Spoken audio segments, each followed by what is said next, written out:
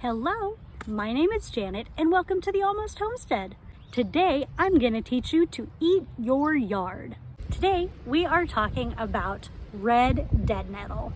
Now right now you can't really see why exactly it's called red deadnettle, except in this one little leaf. And as this plant matures a little more, you're going to see that the tops not only have these pretty little flowers, but also they turn that purplish red color. So red deadnettle is one of the first plants I learned to identify. It is really distinctive. It is a member of the mint family, which you can tell because its leaves grow in opposite pairs. Leaves, leaves, leaves, leaves. The stem, you can see, is kind of a darker color. And it has a smell like grass, but way stronger. And I will tell you, this is absolutely my least favorite herb to eat. I think it tastes terrible. In fact, I did a video last year about cooking red deadnettle, but there are some other uses for it that might be a little less terrible. Going to my binder of knowledge, I find that when I looked it up, I found some information about it on eattheplanet.org. This says that red deadnettle contains vitamin C, A, K, iron, fiber, and bioflavonoids. It is anti-inflammatory, antibacterial, antifungal, diuretic, astringent, diaphoretic, and purgative. The tea has been used for kidney disease, seasonal allergies, chills, and colds. And I have also heard that this red deadnettle made into a tincture and taken daily can help you with your seasonal allergies. But another really neat thing about it is that as a poultice, it can be used to stop bleeding, heal cuts, burns, and bruises.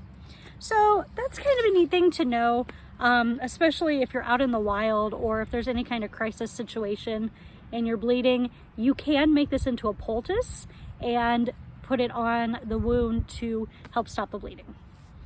Now let's see what it looks like in my yard. So some of the red deadnettle that you see is young and green and doesn't really stick out as much. However, as the deadnettle matures, you can see more of its flowers, more of that purple color, and eventually it is very, very, very easy to spot. And it's also very prolific. This whole area is covered in red deadnettle in the spring, which would be great if it were an herb that didn't taste so bad. Now, I normally would show you how to harvest an herb like this, but I am not going to show you how to harvest red deadnettle because I hate it. I made a tincture from it last year. We never used it. I'm gonna have to throw it out because we're never gonna use it. There's no seasonal allergy powerful enough for me to be willing to put that in my mouth. So instead, I will just remind you that there should be a video on my channel showing ways to cook red deadnettle. If I can find it, I'll put it above. As far as making tinctures from it, I believe Teresa Horn at Old Ways Gardening and Prepping has a video talking about how to make a tincture from the red deadnettle. If I can find that, I'll put it above. But anyway, it's a good herb to know what it is. It's easily recognizable, and it's cool to know that you can use it for cuts and burns, especially because it grows pretty close to where we have our little blacksmith shop.